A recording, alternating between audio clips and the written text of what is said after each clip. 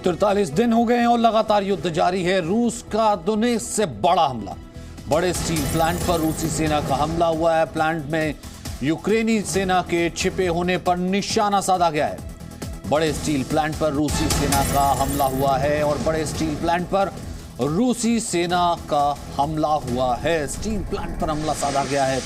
कहा जा रहा है कि रूसी सेना को यह शक था कि यहां पर यूक्रेनी सैनिक ने अपना ठिकाना बना रखा है।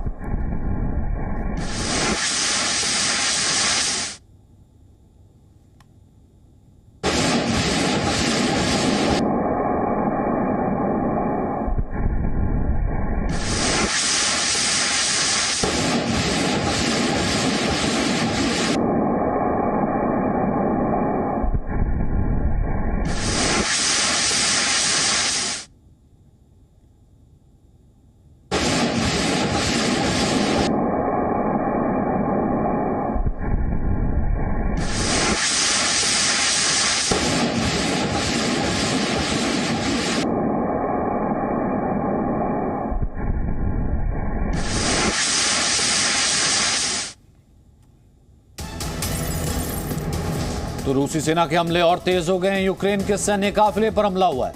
ड्रोन हमले से तबाह कर दिया गया है सैन्य काफिला।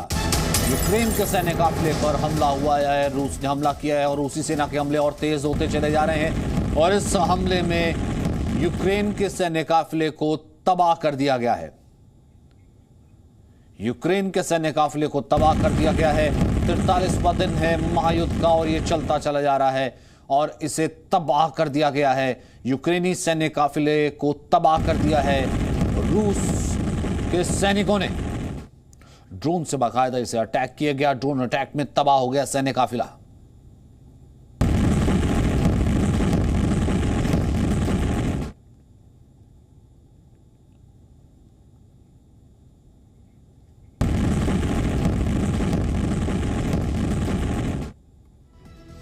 वहीं नेटो देशों से यूक्रेन ने और मदद मांगी है। यूक्रेन के विदेश मंत्री ने कहा है कि हथियार उन्हें मुहैया कराए जाएं। कीव की सुरक्षा के लिए वो हथियार मुहैया कराएं। लगातार नेटो कंट्री से मदद की गुहार लगा रहे हैं ज़ेलेंस्की और इस बार नेटो देशों से कहा है कि वो और हथियार लेकर के आए। वो और हथियार यूक्रेन को दें ताकि यूक्रेन के सैनिक लड़ सकें, यूक्रेन अपनी जमीन के लिए जंग लड़ सके, अपने देश को बचा सके। लेकिन बर्बादी इस वक्त हर तरफ पांव पसार चुकी है। यूक्रेन पूरे तरीके से तबाह और बर्बाद होता हुआ नजर आ रहा है। हर तरफ खंडर ही खंडर नजर आ रहा है। इस बीच नेटो से अपील की है यूक्रेन ने कि और हथियार दें।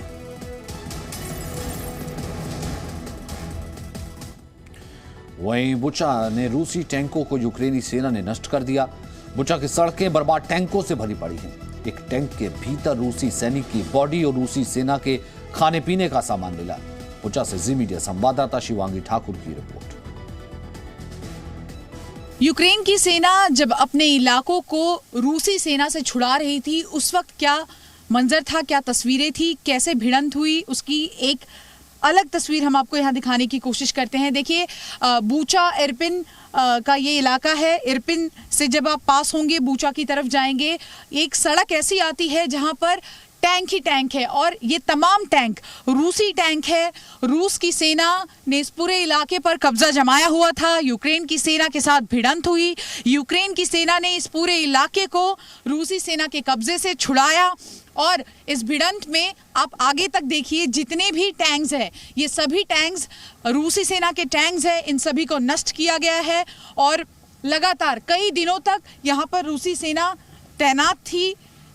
जहां तक आपकी नजरें जाएगी, कैमरा पैन करके हम आपको दिखाते हैं, वहां तक यही हालात हैं और कई टैंक्स इस पूरी सड़क पर ऐसे ही आगे तक मौजूद हैं जिसको यूक्रेन की सेना ने नष्ट किया था।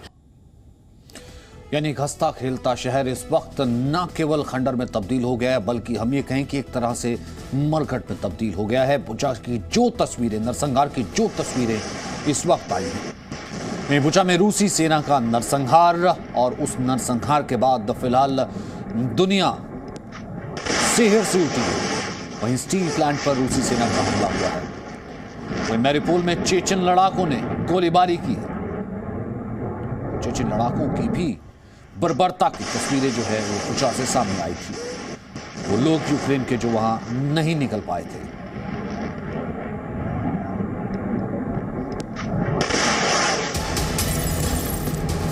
बुचा नरसंहार पर रूस के राष्ट्रपति पुतिन का बयान सामने आया है। यूक्रेन ने अपने ही लोगों को खुद मारा है, क्योंकि रूस ने अब तक एडमिट नहीं किया है, एक बार भी नहीं कहा है कि बुचा में उसकी लड़ाई हुई थी या उसने यूक्रेन की सेना के साथ लड़ाई लड़ी है।